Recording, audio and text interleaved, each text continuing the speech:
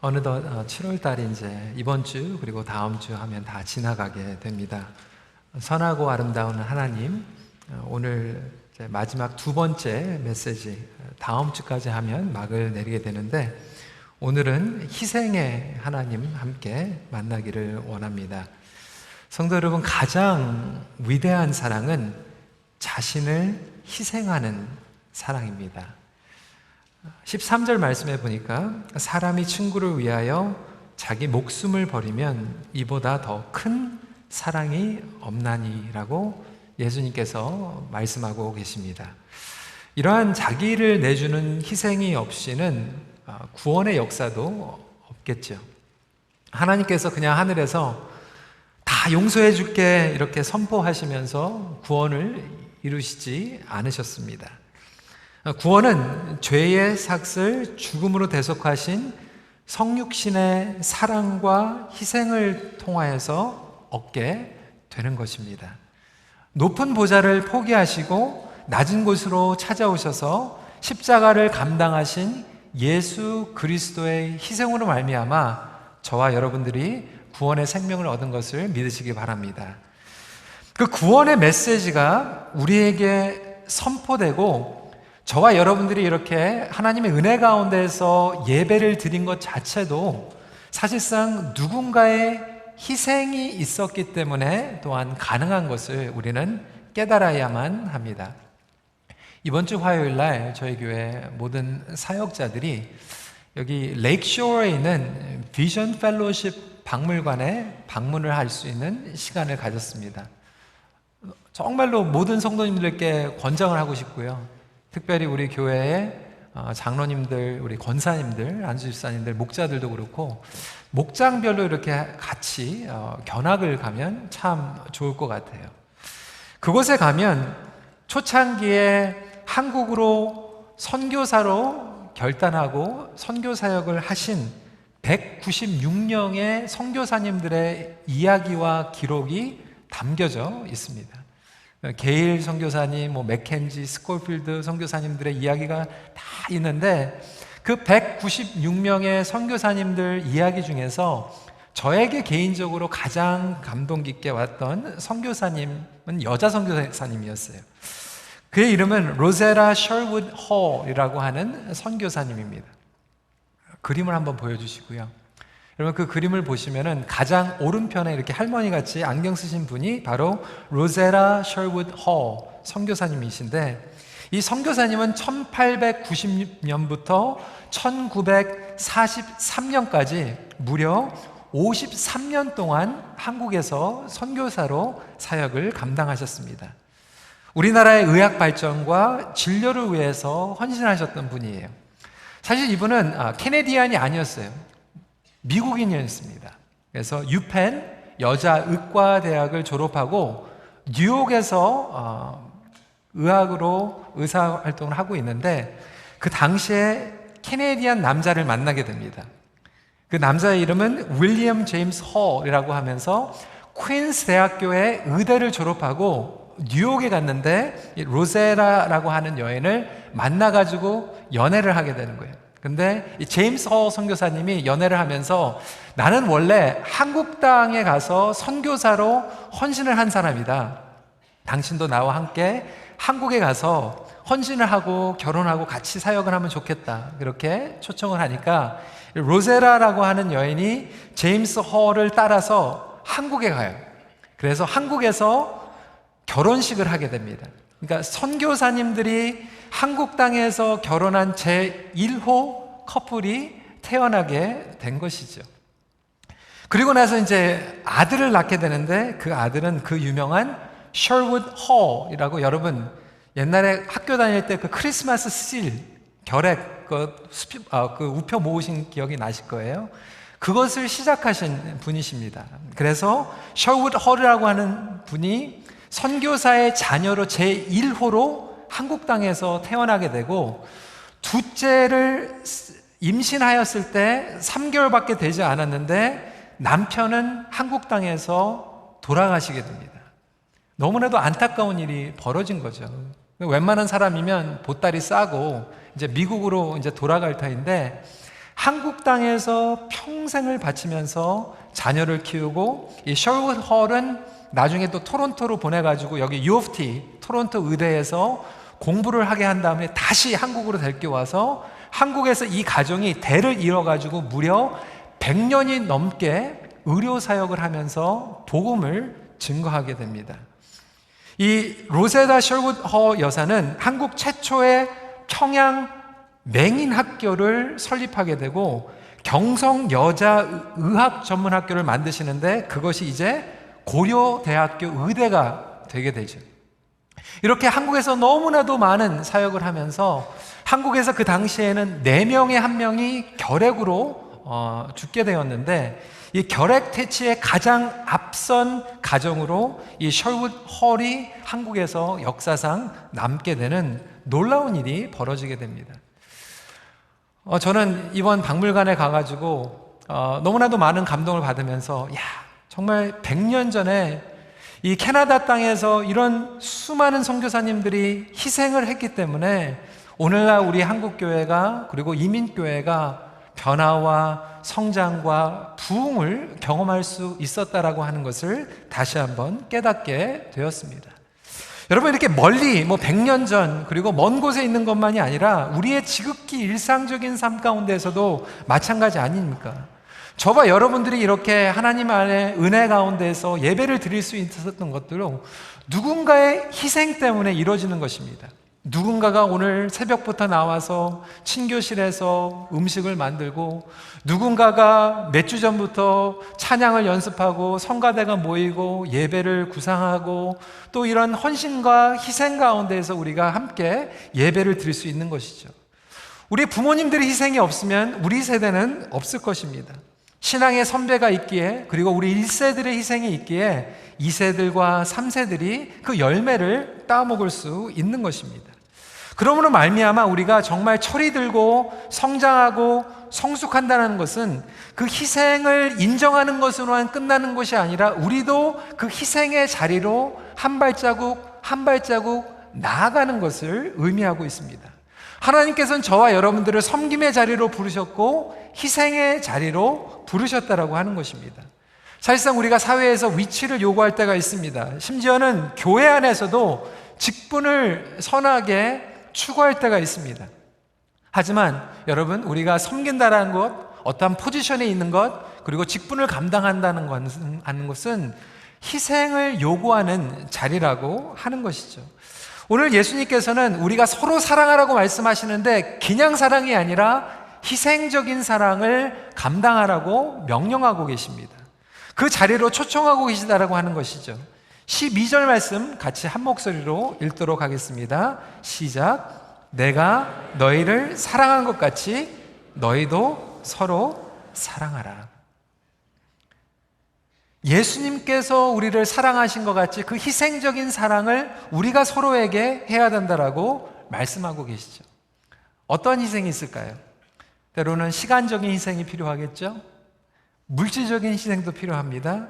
우리의 삶을 희생하고 때로는 누군가의 이야기를 들어주는 그 에너지의 희생을 요구할 때도 있습니다.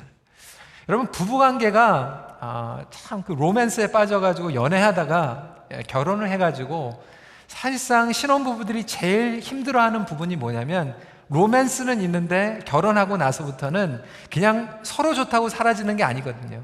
내가 죽어야 되거든요.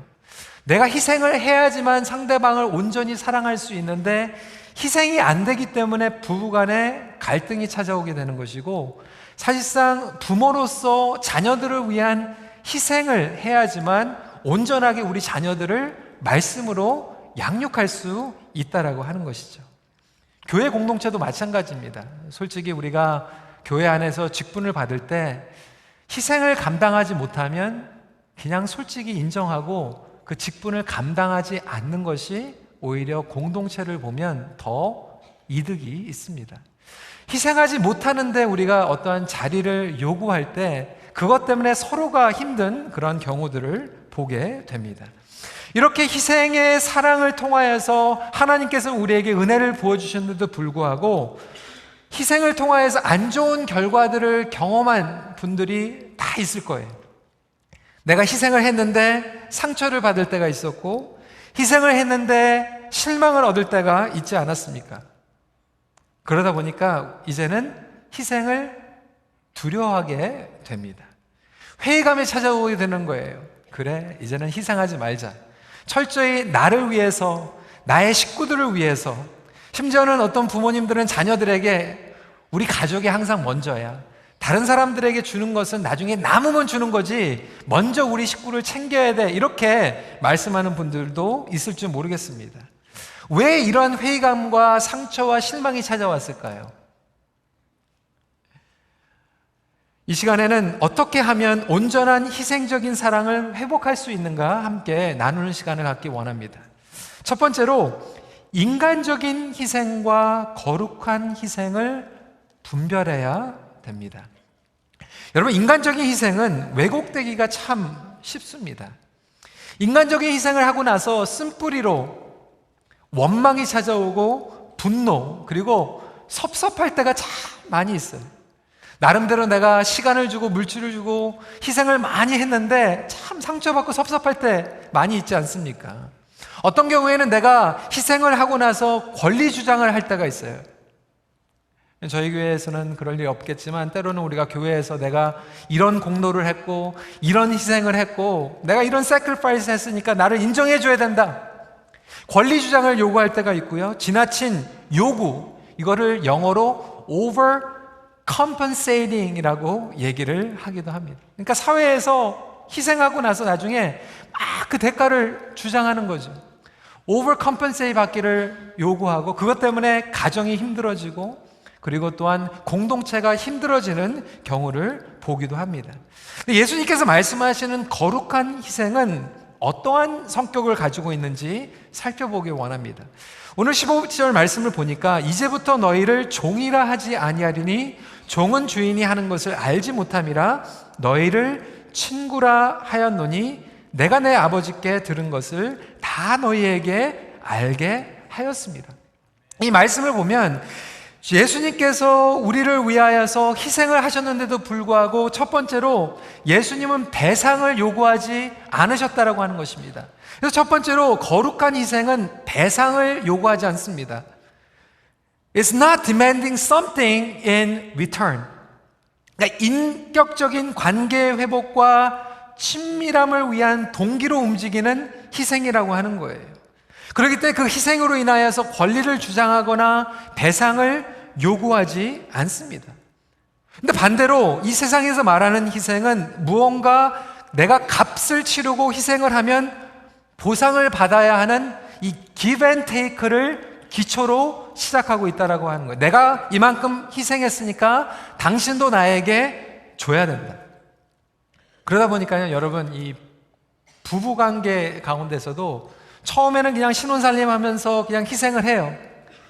희생을 하면서 계속해서 뭔가 좀 알아주기 원하고 뭔가를 리턴을 받아야 되는데 이 컴pensation이 돌아오지 않으면 그 사랑하던 사람이 왼수가 될 때가 있습니다. 여러분, 자녀들도 마찬가지 아닙니까? 우리 부모님들이 와가지고 이민생활하면서 죽도록 고생하고 희생했는데 그냥 결혼하니까 정말 아들이 그냥 어머니는 보지도 않고 그냥 자기 아내만 좋다고 그냥 자기 자식만 그렇게 좋다고 막 그렇게 하면 나중에 부모님들이 다 뭐라고 그래요? 자식들 필요 없다, 쓸데없다, 이렇게 얘기할 때가 있지 않습니까? 사실상 이 거룩한 희생이라고 하는 것은 우리가 무엇을 요구하기보다 그 사람이 생명을 얻고 그 사람이 주님 안에서 말씀 가운데 거하면 그 자체로 보람을 얻어야 되는데도 불구하고 우리는 그 배상을 얻지 못하면 우리 마음 가운데 섭섭함이 많이 남아있을 수 있다라고 하는 것이죠. 이러한 일 때문에 교회에서도 내가 희생을 했는데 배상이 돌아오지 않으면 굉장히 서운합니다. 시험에 걸립니다. 우리나라는 특히 이러한 정서를 가지고 있어요. 지성이면 감천이다. 정성을 다해서 우리가 뭔가를 희생하면 하늘도 그 정성에 보답한다. 그러니까 우리가 신앙생활을 하면서도 막 희생을 하는데 하나님께서 뭔가 물질적으로, 관계적으로, 형통함으로 보답을 해주셔야 되는데 하나님께서 이러한 보답을 해주시지 않는다라고 생각하면 하나님께 섭섭한 거예요. 하나님이 원망이 들 때가 있다라고 하는 것이죠. 여러분, 하나님께서는 자신의 아들을 희생하셨습니다. 그렇지만 아버지의 사랑은 절대로 우리에게 강제로 배상을 요구하지 않습니다. 예수님도 공생애를 통하여서 희생하셨어요. 십자가 사건을 통하여서 자신의 생명을 희생하셨습니다. 심지어는 부활 후에도 제자들을 만나시면서 예수님께서 그렇게 말씀하셨어요. 참 섭섭하다. 베드로야, 네가 나를 어떻게 부인할 수가 있느냐? 내가 목숨까지 바쳐가지고 너를 위해 가지고 십자가에서 희생을 했는데, 그렇게 말씀하신 것이 아니라 목숨까지 바치시고 부활하신 후에도 예수님께서는 끝까지 희생하시고 베드로의 조반을 챙겨주셨어요. 두 번째로, 거룩한 희생은 자기 성취를 위한 목적으로 하지 않습니다. It is not self-fulfilling. 네, 여러분, 인간적인 희생은요, 사실상 자기 중심적인 희생일 때가 많이 있습니다. 우리 부모님들 한번 솔직히 생각해 보세요. 우리 부모님들이 자녀들을 위해서 희생 많이 하지 않습니까? 우리 캐나다에서 사시는 분들은 애들 운전해 주느라고 그냥 시간 다 지나갑니다. 희생하잖아요. 근데 정말 깊이 생각하면 우리 부모님들이 그렇게 학비대 주고 희생하는데 뭐를 원하냐면, 그렇게 해서 자녀들이 내가 원하는 대학교에 가고 내가 원하는 직장에 가서 내가 원하는 삶을 살아가기 위한 나의 중심적인 희생일 때가 많이 있지 않습니까? 물론 그렇지 않은 경우도 있겠지만 사실상 많은 경우에는 내가 희생을 하는데 나의 의지와 나의 꿈과 나의 비전을 쟁취하기 위한 희생일 때가 많이 있다라고 하는 것입니다. 때로는 어떤 분들은 막 잘 도와주세요. 막 갖다 주세요. 그런데 그 동기가 자신을 희생하기 위한 동기가 아니라 자신의 우월감을 나타내기 위해서, 나는 이런 사람이야, 나는 이렇게 능력이 있는 사람이야, 나는 당신보다 더 높은 사람이야, 더 경제적으로 여유가 있는 사람이야. 그래서 그런 사람이 희생하고 도와주면요, 이 은혜로 다가오는 게 아니라 굉장히 마음이 좀 기분이 나쁠 때가 있어요. 여러분, 그런 경험 안 해보셨어요? 우월감 가운데에서 희생을 하는 거죠. 자존감을 위한 희생을 할 때가 있어요. 때로는 우리가 체면 때문에 하는 희생도 있습니다. 제가 예전에도 말씀을 드렸지만 한번 제가 어렸을 때 교회에서 시험거리가 있었어요. 성전 건축 헌금을 하는데 그냥 기도하고 그냥 하나님께서 마음 주시는 대로 그냥 작정해가지고 헌금하면 되잖아요. 근데 교회에서 시험거리가 된 게 그냥 순서대로 이제 우리 당회서기부터 이렇게 나오라고 한 거예요. 장로님부터 먼저 책에다가 헌금할 금액을 쓰십시오. 그러니까 당회서기가 체면이 있으니까 큰 금액을 쓰셨어요.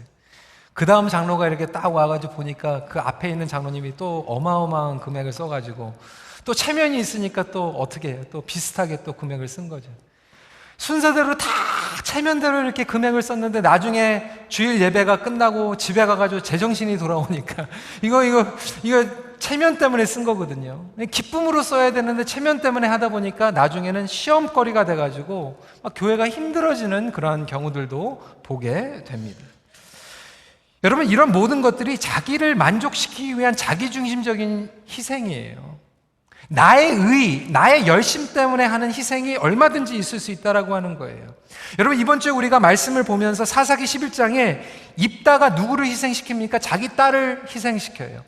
하나님께서 시키지도 않았는데 자기가 희생하고 나서 억울하게 생각하고요. 자기가 그렇게 희생하고 나서 나는 이런 사람이야 그래가지고 자기 민족들에게 권리를 주장하게 되고 오히려 사람들에게 자기의 위치를 내세우면서 갑질을 하기 시작한다라고 하는 거예요.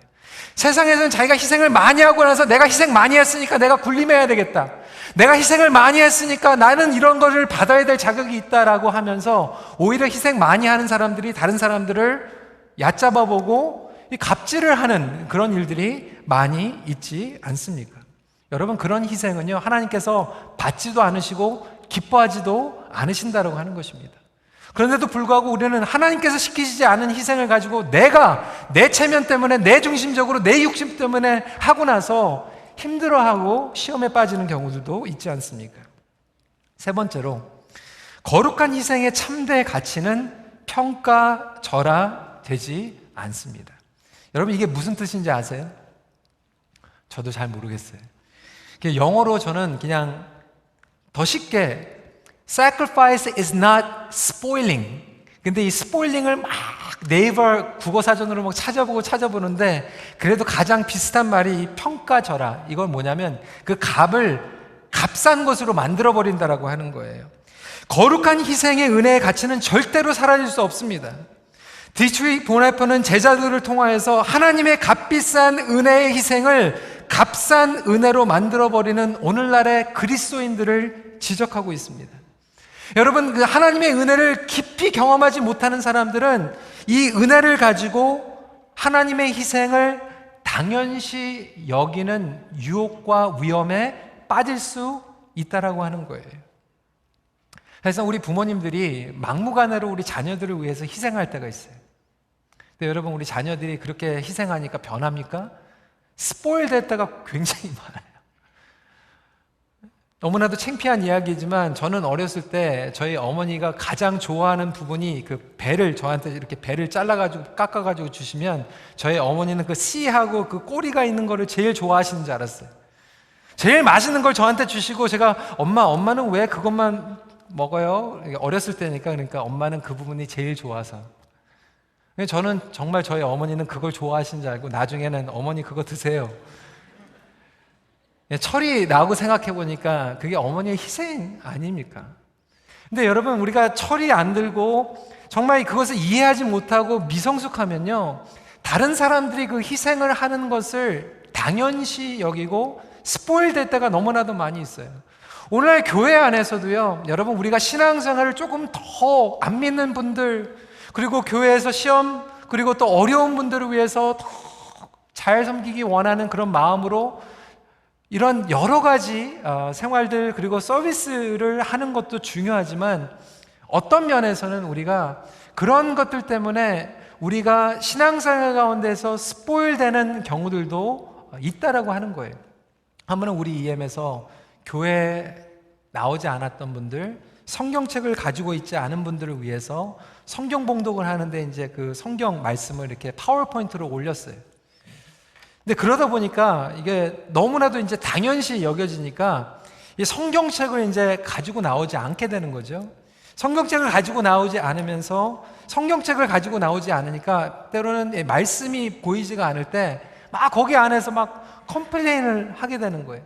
안 믿는 분들, 성경책을 안 가지고 오신 분들이 그래도 하나님의 말씀을 접할 수 있도록 이렇게 편하게 도와주시는 것은 좋은데, 그러다 보니까 우리의 신앙생활이 점점 그 편한 것에 유스트가 돼가지고 신앙생활을 하면서 10년이 되고 15년이 되는데 내 성경책을 가지고 다니지 않고 내 성경책을 열어보지도 않아도 되는 것처럼 우리가 신앙생활을 할 수 있는 유혹에 빠질 수도 있다라고 하는 것입니다. 여러분, 그러다 보니까 막 섭섭해가지고요, 나중에는 그래, 아까도 말씀드린 것 같이 희생할 필요 절대로 없어, 자식들을 위해서도 고생할 필요 없어, 이렇게 정반대로 나아가는 분들이 있지 않습니까? 여러분, 그것도 건강하게 아니라고 하는 거예요. 여러분, 그렇다면 거룩한 희생이란 무엇입니까? 거룩한 희생은 하나님의 충만함으로부터 흘러나오는 희생입니다.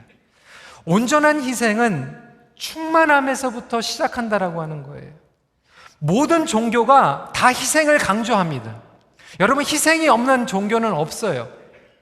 그런데 다른 종교와 기독교의 진리의 희생은 다른 것이 무엇인가? 여러분, 다른 종교는요, 비움을 통한 희생을 강조하고 있어요. 심지어는 이슬람 테러리스트의 지하들을 보면 과격한 희생을 통하여서 우리가 낙원에 들어갈 수 있다라고 얘기하는 거예요. 다른 종교에서 얘기하고 있는 것은 이런 메시지죠. 우리가 먼저 희생하면 신에게 갈 수 있다. 근데 하나님께서 우리에게 말씀하시는 진리는 뭐냐면 하나님께서 먼저 희생하시고 다가오셨다.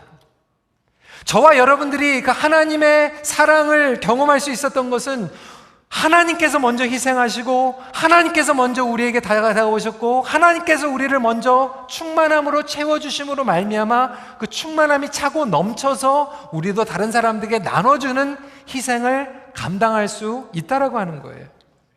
기독교 희생은 사랑의 충만한 가운데서 이루어지는 희생이에요.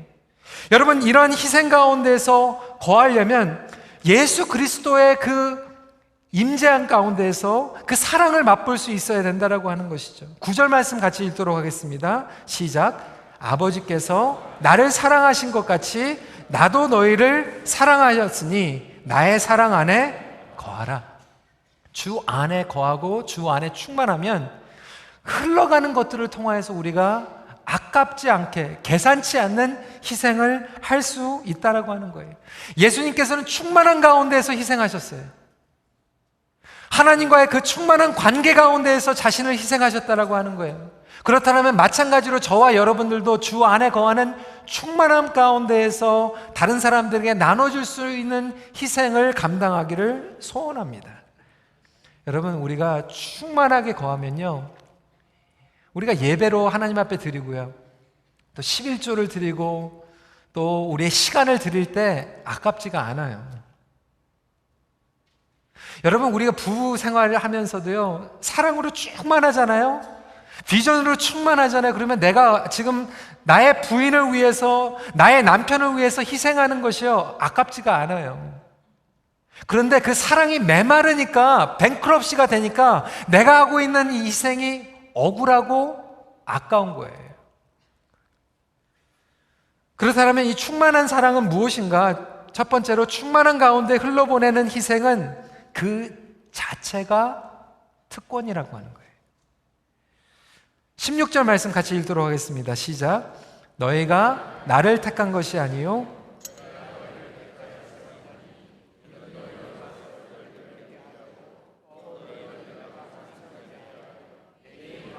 주께 무엇을 구하든지 다 받게 하려 함이라. 예수님께서 말씀하시는 이 열매를 맺는 이 희생이라고 하는 자체가 택하여 세운 그 특권 안에서 드려지는 희생이라고 말씀하고 있습니다. 여러분, 이러한 희생은요, 계산치 않습니다. 왜 그렇습니까? 그 택하심 자체가 기쁨이고 특권이고 감사하기 때문에 그렇습니다. 거룩한 기대와 소망으로 충만하기 때문에 그래요. 여러분, 그러한 기쁨이 충만하면요, 우리가 성가대에서 연습하고 예배 일찍 나오고 이런 희생이요, 아까운 게 아니라 그냥 특권이에요. 하나님, 나 같은 사람을 써주신 것 자체가 감사합니다. 저희 다운타운 처음에 이제 개척하면서 한 30명이요, 본교회에서 예배를 드리고 점심 먹고 내려가가지고 그 악기를 다 세팅을 다시 새로 하고 거기서 예배를 드리고 또 청소하고 또 올라오는 예배를 막 2번이나 예배를 드리는데요, 여러분, 성령이 충만하니까요, 어떤 얘기가 나온지 알아요? 하나님 감사합니다.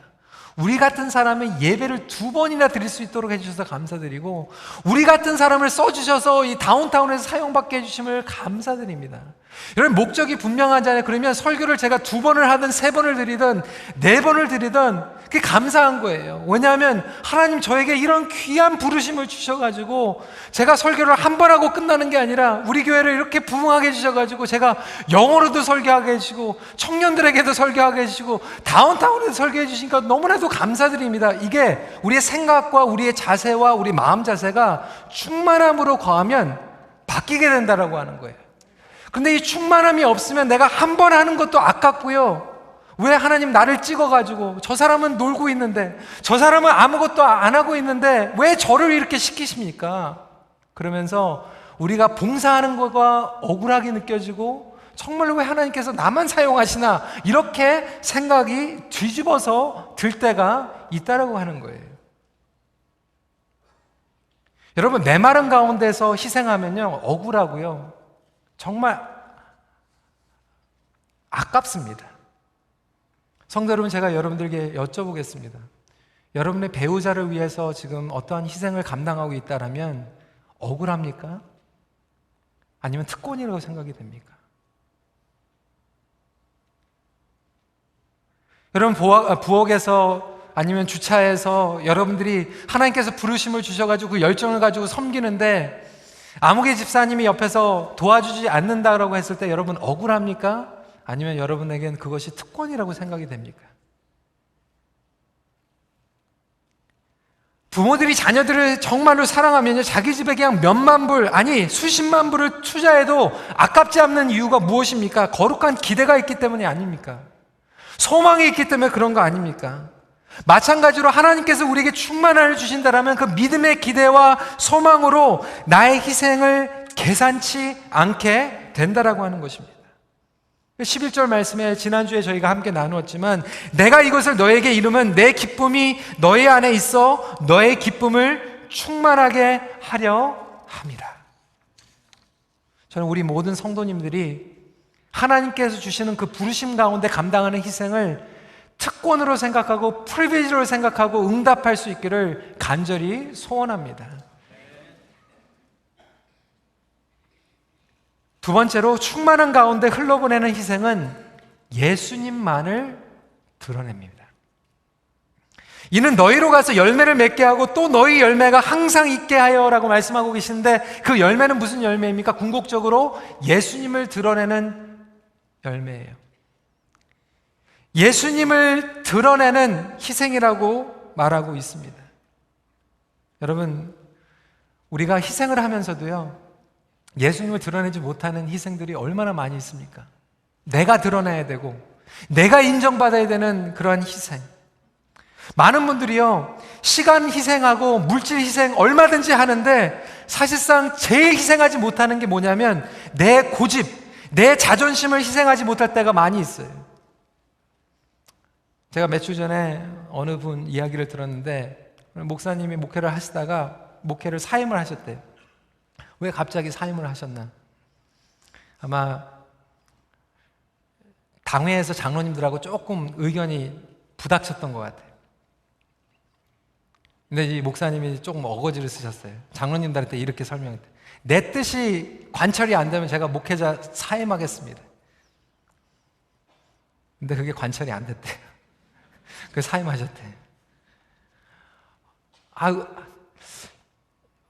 목회자도 마찬가지고 우리 장로님들도 마찬가지고, 여러분 우리 교회에서 그리고 목장에서도 참 이런 거 가지고 시간은 막 내고 내 물질을 다 내고 그냥 육체적인 희생은 다 하는데, 사실상 많은 분들이 힘든 게 뭐냐면 내 자존심. 여러분 그것을 고상한 말로 똥꼬집이라고 얘기해요. 똥꼬집. 그거를 내가 희생을 못 해가지고, 여러분 예수님께서는 가장 수치스러운 것을, 예수님께서 목숨을 바치시고 정말 피와 땀을 흘리신 그 희생만이 아니라 십자가에서 가장 힘든 희생은 어떤 희생이었습니까? 수치의 희생이었어요. 자기의 자존심을 내려놓는 희생이었어요. 우리는 희생 얘기하지만 사실상은 희생하지 못하는 이유가 뭐냐면 우리의 자존심과 우리의 교만함, 내 뜻과 내 의지, 그것을 희생하지 못해서 우리의 관계가 힘들어지는 그런 일들이 너무나도 많이 있습니다. 여러분, 거룩한 희생 동기와 열매는 사랑입니다. 하나님의 거룩한 희생은 사람을 얻게 됩니다. 생명을 살리고 관계를 치유하고 관계를 회복합니다. 자녀들을 위한 희생도 마찬가지예요. 여러분들이 부모로서 자녀들을 위해서 희생하고 있는데 그것이 자녀들에게 영생을 주는 희생입니까? 자녀들이 정말 말씀에서 살아나기 위한 희생입니까? 아니면 자녀들을 망치고 있는 희생입니까? 아니면 우리가 그들을 스포일 시키고 있지는 않습니까? 내 자존심 때문에, 내 꿈 때문에 인간적인 희생은 다 감당하고 있지만 거룩한 희생 가운데에서는 내 자신이 먼저 내 자아를 죽이지 못하는, 인간적인 희생은 엄청 많이 했는데 돌아오는 것은 섭섭하고 서운하고 쓴뿌리만 있고 아픔만이 있다라면, 오늘 성령님께서 우리 자신의 고집과 자존심을 다 내려놓고 주님의 거룩하신 희생을 조금이라도 닮아갈 수 있는 저와 여러분들이 되시길 간절히 소원합니다. 제가 왜 이렇게 말씀을 드리냐면 제가 안 돼요. 제가 그런 희생이 부족해요. 꼭 하나가 부족하더라고요. 제 이름이 보니까 희생이 아니라 희송이에요. 그 하나가 부족해가지고. 근데 저만 그런 게 아니라 여러분 마찬가지 아닙니까? 우리가 그 희생을 감당하고 싶지만 저와 여러분들이 안 돼요. 짧아요.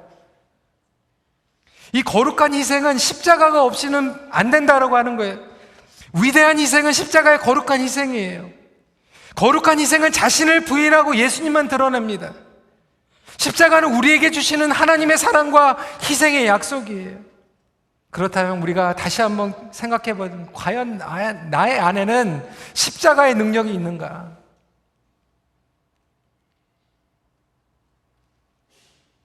교회 공동체 안에서도요. 여러분 왜 교회가 힘들어집니까? 내가 나름대로 희생했다라고 하는 거예요. 내가 나름대로 공로했다라는 거예요. 그런데 내 자존심은 희생 못해요. 내 자아는 희생하지 못해요.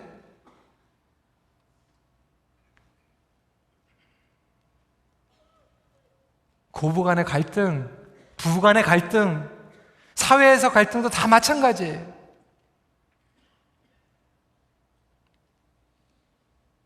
여러분, 이 십자가의 능력이 없으면 우리는 절대로 거룩한 희생을 감당할 수가 없어요.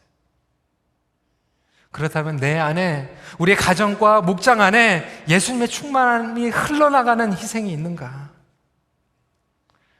여러분, 저희가 이번 주, 다음 주에 무궁화 양로원 이 캠페인 하는 것도, 모금하는 것도 마찬가지예요. 우리 교회에 전혀 득이 되는 게 없어요.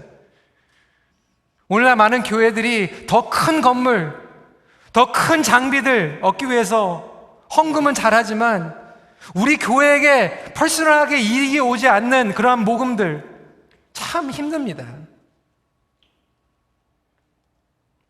과연 우리가 선교지에, 지역사회에 우리에게 돌아오는 보상이 없을 때 그 선하심을 흘려내보낼 수 있는가?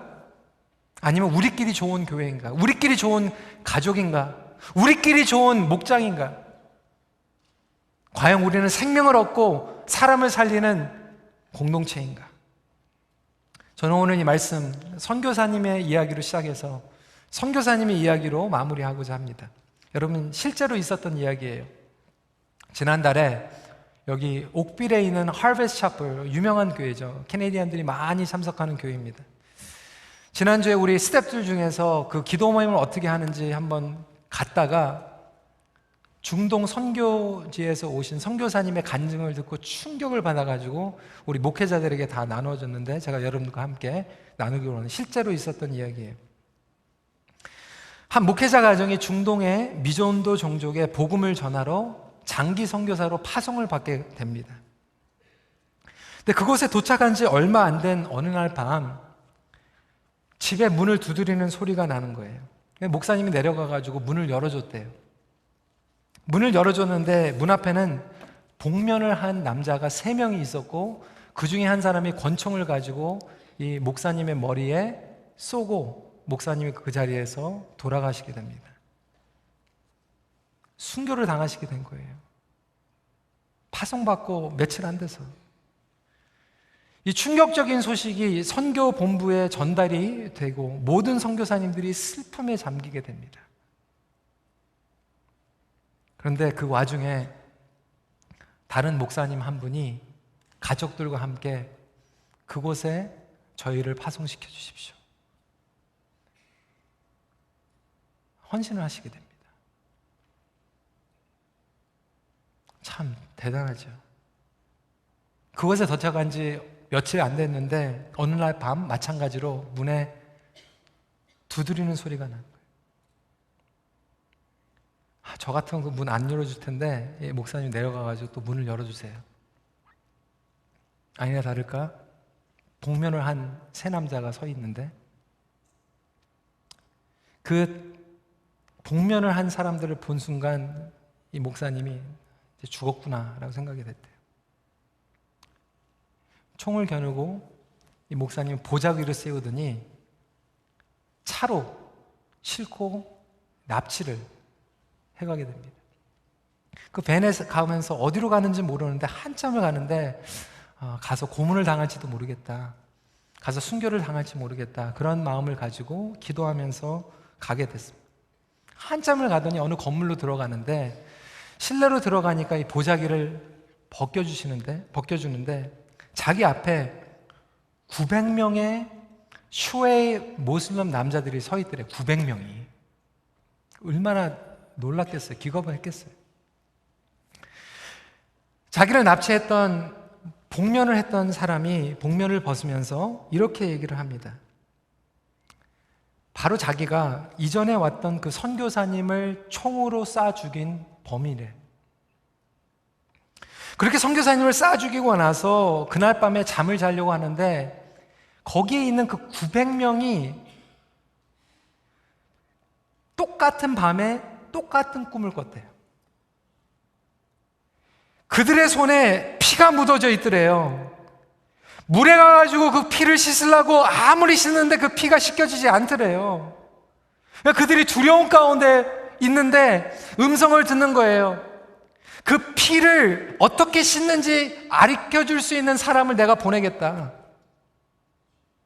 근데 그 사람이 당신인 것 같다고, 우리가 어떻게 손에 있는 피를 씻을 수 있는지 알려달라고 해서 그 목사님이 예수 그리스도의 보혈의 능력을 선포하게 되고, 그 자리에서 그 900명의 슈웨이 무슬림 남자들이 예수님을 영접하는 놀라운 역사가 일어나게 됩니다.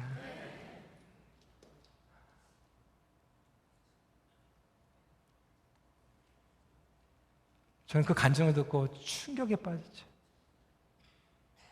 그 전에 순교하신 그 목사님도 대단하시지만 그 얘기를 듣고 똑같은 지역에 본인이 희생하시겠다고 간 그 선교사님, 그 선교사님이 지난달에 여기 옥빌에 와가지고 선교를 간증을 하셨어요.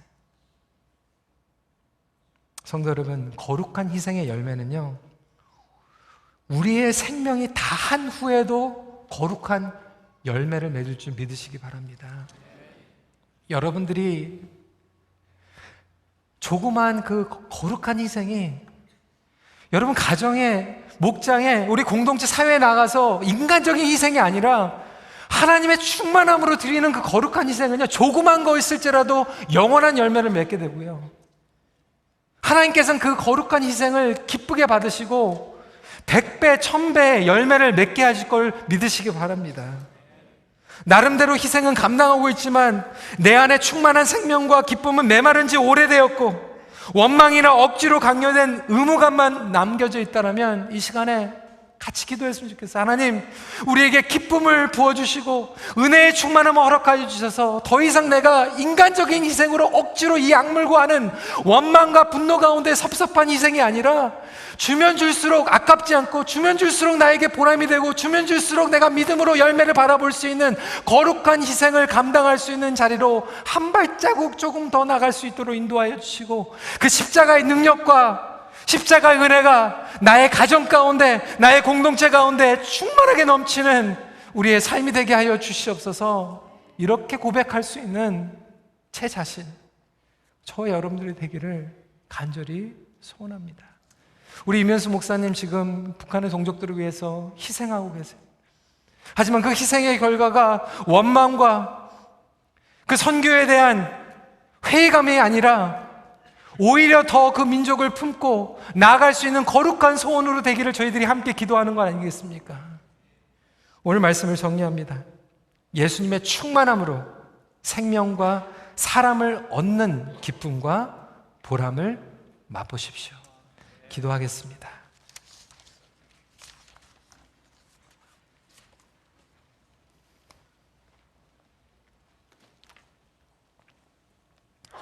여러분, 우리의 마음이 그렇게 간단하지가 않은, 거룩한 희생도 있지만 인간적인 희생도 섞여져 있는 부분들, 저는 제 자신, 제 내면 가운데 끊임없이 발견합니다. 내가 그래도 이렇게 했는데 왜 알아주지 못하지? 나는 그런 뜻이 아니고 열심히 했는데 왜 다른 사람들은 그것을 오해하지? 왜 다른 사람들은 그것을 인정해주지 않았지? 그런 인간적인 서운함, 섭섭함 우리에게 다 있겠죠. 우리 부모님들, 우리 1세대들, 우리 신앙의 선배들, 그런 마음 가운데서 그래도 다시 십자가에 나아가고 다시 우리의 마음을 주님 앞에 올려드릴 때 성령님께서는 말씀을 통하여서 우리의 마음을 주님을 향하게 하여 주시고 거룩한 희생으로 닮아가게 하여 주실 것을 믿습니다. 그렇다면 여러분 마음 가운데 있는 그 인간적인 마음들, 인간적인 희생들 좀 내려놓고요, 이 시간에 무엇보다도 하나님의 충만함을 위해서 기도했으면 좋겠어요.